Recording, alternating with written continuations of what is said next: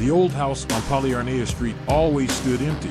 Its windows looked at passers-by like black eyes, and the peeling paint on the walls looked like worn leather. None of the locals wanted to move in. They said the house was cursed. Paulina, a journalism student, was assigned to write an article about urban legends. She didn't believe the rumors about the house, but the story associated with it caught her attention. It was said that in this house lived a man named Victor, who lost his entire family under mysterious circumstances. Neighbors claimed it was as if he had gone mad, and his last words were, "A smile, so beautiful, but not human." Not bad material for an article, thought Paulina, decided to visit the house. The house met Paulina with a heavy silence. Creaking steps and broken windows made it seem as if the building was watching her every move. She stepped inside, turning on her flashlight. The air inside was musty, smelling damp and something bitter. Old mirrors hung on the walls, covered with dust and cracks. "What a gloom," Pauline muttered, clicking her camera. In one of the mirrors she thought she saw movement. She turned around, but there was no one behind her.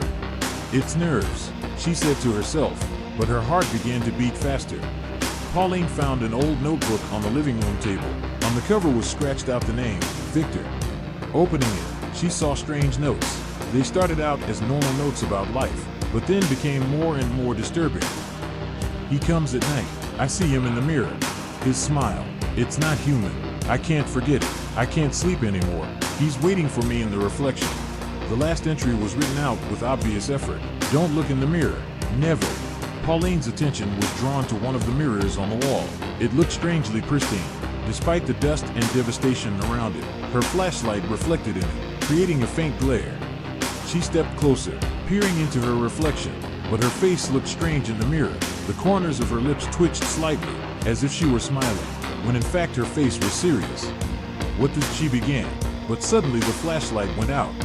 The room was plunged into darkness, and Pauline heard something stirring behind her.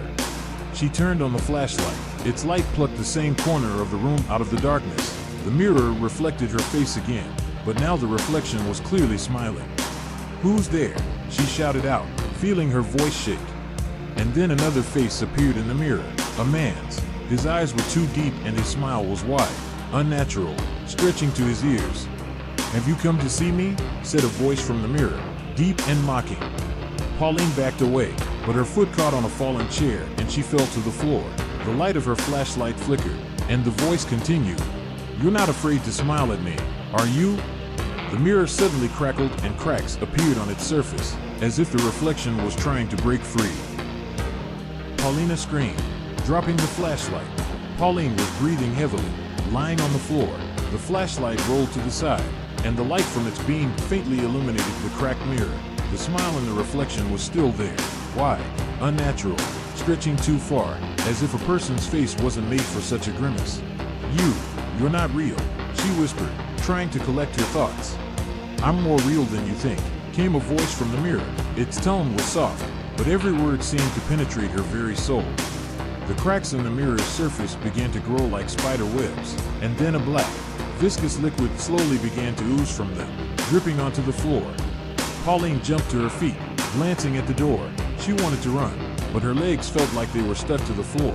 Her body refused to obey. "Take your time," the voice continued. "We're just getting to know each other." Suddenly the flashlight began to flicker, and the reflection of the man with the creepy smile disappeared. Paulina appeared in his place, but it was not her. Her reflection looked at her with the same devilish smile. Eyes were absolutely black. "Do you see yourself?" whispered the reflection. "This is who you will become." The room grew colder and colder, and it was as if the walls began to shrink. Pauline gathered the strength to pull herself out of her daze and finally managed to take her eyes off the mirror. She grabbed the flashlight and headed for the door, but just as she approached, the door slammed shut with a deafening thud. "You can't leave until you face the truth," said a voice, now sounding right behind her. Pauline turned around and saw that the mirror was now completely filled with black liquid. A figure began to emerge from it. It was him, the same man with the creepy smile. The figure stepped out of the mirror. His movements were slow but sure. His suit was perfectly smooth, as if it had just been sewn, and his eyes glowed with a purple light. "Who are you?" shouted Pauline, her voice trembling. "You know who I am," he replied, coming closer. "People call me by different names, but you can just call me "Friend." "I'm not your friend," she shouted, stepping back. "Not yet," he grinned, "but you'd be surprised how easily we can become close." His smile grew even wider, and his hand slowly reached for her face. "Smile at me, Pauline. Just smile." Pauline felt a chill sweep over her body, and voices began to sound in her head, quiet but insistent. "Except, smile. You won't be alone anymore." Her gaze fell to the mirror, where a strange mark appeared on the surface, like an inverted five-pointed star surrounded by symbols. She remembered Victor's notes. "Don't look in the mirror. Never." "No," she whispered, clenching her fists. "I won't let you." Polina grabbed the flashlight and threw it at the mirror with all her might. There was a clinking sound. The mirror cracked, but it didn't shatter completely. The man disappeared for a moment, dissolving with the dark liquid. "You made a mistake."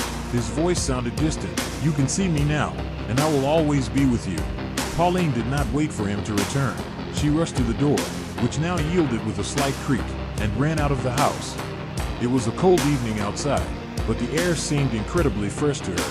She looked back at the house, which now looked even more ominous. She saw a faint glow in the second-story window.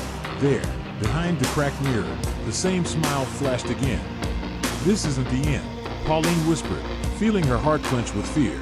Pauline returned home with trembling hands. She felt her heart pounding as if it was ready to jump out of her chest. She closed the door behind her, checked the locks twice, and finally sank to the floor. Everything that had happened at the house on Polyarnaya Street seemed like a delusion, but the burn on her palm from the mirror was all too real. It pulsed with a faint, unpleasant warmth, and a strange symbol was drawn on her skin, the same one she had seen in the cracked glass. "It couldn't be true," she whispered, but the words sounded uncertain. Pauline began to notice that something was different in her apartment. Every time she walked past the bathroom mirror or the window in the living room, she felt like her reflection lingered a fraction of a second longer. The first time it could be put down to fatigue. The second time, it was her imagination. But as the night wore on, the strangeness began to increase. Around midnight, lying in bed, Pauline heard a low whisper. It wasn't coming from the street. It wasn't the sound of the television. It was inside the room. "You see me," said the voice, and Pauline opened her eyes abruptly. She grabbed her phone, turning on the flashlight, but the room was empty. Pauline decided to check her phone. She remembered that she had taken pictures of the house and its interior when she was gathering material for the article. Opening the gallery, she began to revisit the pictures. In most of the photos, everything looked ordinary: old walls, mirrors, furniture. But in one of them, she noticed something strange. In the background, in the reflection of one of the mirrors, a face was clearly visible.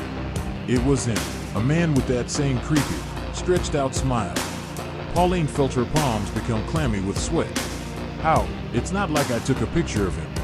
As she zoomed in on the image, the phone suddenly turned off. "Shit," she exclaimed, throwing the phone on the bed. But her scream was muffled by a whisper that came from the mirror in her bedroom. Pauline slowly turned her head toward the mirror that stood against the wall. Her reflection was visible there, but it looked wrong again. Her face was smiling slightly, though she didn't do it herself. "You have become part of my world," said a voice from the mirror. Pauline jumped up from the bed in horror and threw a pillow at the glass, but the mirror didn't shatter, only trembled slightly, and a man's figure appeared in the reflection. "You can't ignore me," he said, stepping closer to the glass surface. Pauline felt her legs shaking. "What do you want from me?" she screamed. "Just your smile," he answered. "Share it with me, and I'll leave." She spent the rest of the night sitting in the corner of the room with the light on, holding a kitchen knife. The mirror made no more sounds, but she felt she was not left behind. Every rustle, every shadow seemed a threat. She looked at her hands, at the strange symbol on her palm, and realized she couldn't escape it. By morning, she had made a decision: go back to the house. "If I don't deal with this, he'll never leave me," she told herself. The next day, Pauline returned to Polyarnaya Street. The house looked even more abandoned than before, but now its windows seemed to beckon her. She went inside, her footsteps echoing through the empty rooms. Victor's notebook still lay on the living room table, but the pages she'd been reading were now blank. The mirror that had cracked before her eyes stood in its place. The cracks had gotten even deeper, and black liquid had begun to ooze from them again. "I'm here," she whispered, feeling her voice shake. The same smile appeared in the mirror. "I knew you'd come back," the voice said. The mirror began to vibrate, and Paulina felt her body being pulled toward the reflection. Pauline stood in front of the mirror, unable to look away. It pulsed, as if something was breathing inside it. The cracks that covered the glass glowed with a faint purple light, and black, viscous liquid continued to leak out of them and drip onto the floor. The voice coming from the mirror grew louder and closer. "You're back. You're ready now." "Ready for what?" Pauline shouted, trying to sound strong, though fear choked her inside. "Ready to see who you really are," the voice answered, and her reflection appeared in the mirror again. This time her reflection was smiling fully. The wide, sinister smile that stretched almost to her ears was not her own. The mirror suddenly crackled, and the cracks began to move as if trying to grab her. Pauline felt an invisible force pulling her against the glass. "No!" she screamed, grabbing the edge of an old table that stood nearby. But the power of the mirror was too great. It was as if it had become a portal that was swallowing her up. Pauline felt a chill run through her body, and then everything around her disappeared. When she opened her eyes, she found herself in a strange place. It resembled the same house, but everything was twisted. The walls seemed to move, distorting, and the furniture was covered in a dark slime. There was a heavy odor of burning and metal in the air. "Welcome," came a familiar voice. Pauline turned around and saw him, a man with a creepy smile. He looked even more frightening now. His eyes were black, with crimson lights in the depths, and his figure seemed unreal, as if made of smoke and shadows. "Where am I?" she whispered, trying not to lose her composure. "You're in my world," he answered, taking a step closer. "All those who have looked in the mirror for too long are reflected here." Pauline noticed that something was moving in the walls. She looked closer and realized with horror that it was faces. Dozens, maybe hundreds of faces. Their eyes were blank and their mouths curved in that same devilish smile. "Who is it?" she asked, stepping back. "They are the ones before you," he answered calmly. "They came to me of their own free will. They were looking for answers, but when you look to the truth, you become part of it." The man stopped in front of her. His smile grew wider. "You can still leave," he said, "but there will be a price to pay." "A price? With what?" Pauline asked, feeling fear and anger begin to mingle inside her. "With your soul," he answered. "Smile at me, and I'll let you come back." His words echoed through the room. Pauline felt the walls begin to shrink and the faces in them began to whisper, "Agree, smile." But Pauline clenched her fists. "No, I won't be a part of this." The burn on her palm began to glow, emitting a faint golden glow. The man frowned, his smile disappearing for a moment. "What is that?" he hissed, taking a step back. Pauline realized that the symbol on her hand was the key. It was her only weapon against him. "You can't take me away," she said, feeling her voice fill with confidence. She raised her hand and the light from the burn became brighter. The room began to vibrate and the faces in the walls screamed. "You made a mistake," a man shouted, his voice losing its former calm tone. Pauline stepped closer to the mirror that hung on one of the walls and directed the light onto its surface. "You won't have me or anyone else," she shouted, thrusting her palm into the cracked glass. There was a deafening explosion. Light flooded all around, and Pauline felt her body being sucked in again. She woke up on the floor of the house on Polyarnaya Street. The mirror was broken, its shards lying all over the floor, but there were no more smiles or shadows on them. Pauline breathed heavily as she looked around the room. Everything was quiet. But as she walked out of the house, she felt someone watching her. She turned around and noticed a faint glow in the remains of the mirror. A barely discernible smile flashed across one of the shards. Pauline stood outside, clutching the palm of her hand with the symbol that still glowed with a faint golden glow. She looked at the house, feeling that victory did not seem final. Her gaze lingered on the shards of mirror that still lay within. A smile flashed in one of them, faint, barely discernible, but enough to make her heart clench. "It's not over yet," she whispered, feeling that the devil was still watching her. In the following days, Paulina tried to return to normal life, but the past wouldn't let her go. In the reflection of windows, shop windows, and even in a cup of coffee, she sometimes noticed strange distortions. The corners of her mouth seemed to rise in a smile that she did not make. "It's all your imagination," she told herself. But every night, the same place on the other side of the mirror appeared in her dreams, the twisting walls, the whisper of faces trapped in the shadows, and his voice. "Did you think you could leave?" he was saying, but once a reflection always comes back. Pauline came home one evening and saw a strange thing. There was a new mirror in her living room. She knew for a fact that it hadn't been there before. It was an old, tarnished glass in a wooden frame, similar to the ones in the house on Polyarnaya Street. She froze for a moment, feeling the coldness run through her body. "It can't be," she whispered, moving closer to the mirror. In the reflection, she saw herself. No distortion, no smile. Everything looked perfectly normal. But when she tried to turn away, the mirror suddenly crackled. A faint light appeared in its depths, and then a voice. "Have you forgotten who I am?" Pauline tried to run out of the apartment, but the door slammed in her face. The room began to darken, the light from the lamps fading, leaving only the faint glow of the mirror. "You came to me, and you didn't finish our dance." The voice sounded soft, but there was a sense of inevitability in it. "I destroyed you," she shouted, turning to the mirror. "You destroyed the door, but not the man behind it." The same smile appeared on the surface of the mirror, and then the figure of a man. This time his image was even more frightening. His eyes were completely blackened and his mouth was even wider, stretching in an unnatural grimace. "I'll give you a choice, Pauline," he said, his voice filling the room. "Either you become part of my world, or I will become part of yours." Pauline remembered the symbol on her hand. She looked at it and saw that it was glowing again, but now brighter than ever. It was her only weapon. She raised her hand, aiming the light at the mirror. "I won't let you," she screamed, and the light filled the room. The mirror trembled and the man's figure began to dissolve, but his smile remained to the last. "You don't understand," he uttered before disappearing. "I am you." With these words, the mirror shattered into small shards, and the light disappeared, leaving Polina standing in silence. The next day, Pauline tried to forget everything that had happened. She removed all the mirrors from her apartment, trying never to look at her reflection again. But one day, passing by a store window, she saw something strange for a moment. Her reflection stood still and, smiling. She froze, and a voice, barely audible, echoed in her head. "A smile will always find its way home." Pauline spent the night without sleep. She sat in the darkness of her apartment, afraid to look at any reflection. The shop windows, even the phone screen, everything reminded her that he was still here. "I destroyed the mirror. Why didn't he disappear?"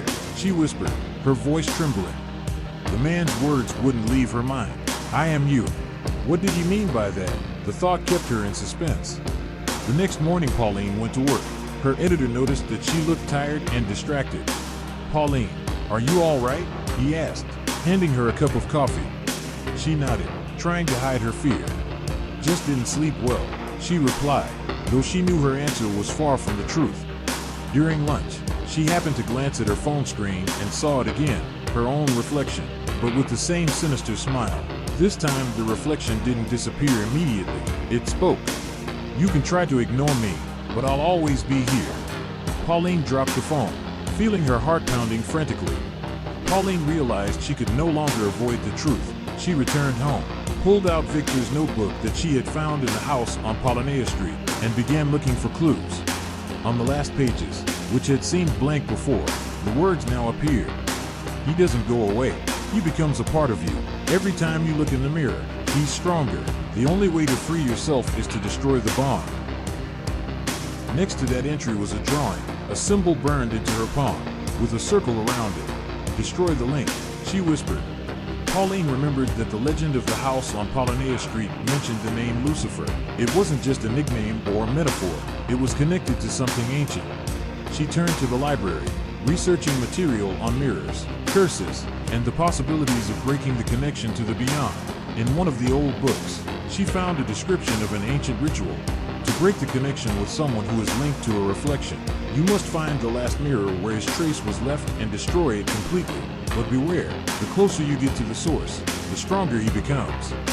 Pauline realized that she had to go back to the house on Polyarnaya Street. It was the only place where it all began, and perhaps where it would end. This time the house greeted her with absolute silence. She walked through to the living room where the mirror used to hang, but now there was only a blank, charred wall in its place. She heard a whisper behind her. "You've finally come." Turning around, she saw him. A man with that same wide, sinister smile stood in the corner of the room.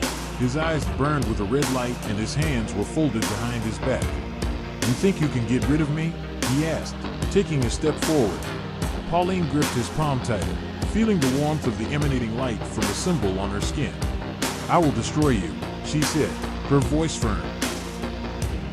A figure appeared in the center of the room. It was a new mirror, large and completely black. A man stood in front of it, his smile even wider. This is your final test, he said. Look in the mirror, accept yourself, and I will leave. Pauline went to the mirror. She saw her reflection, but now her own smile began to stretch. She felt a force pulling her deep into the mirror, trying to take possession of her soul. She remembered the words from the notes, destroy the bond.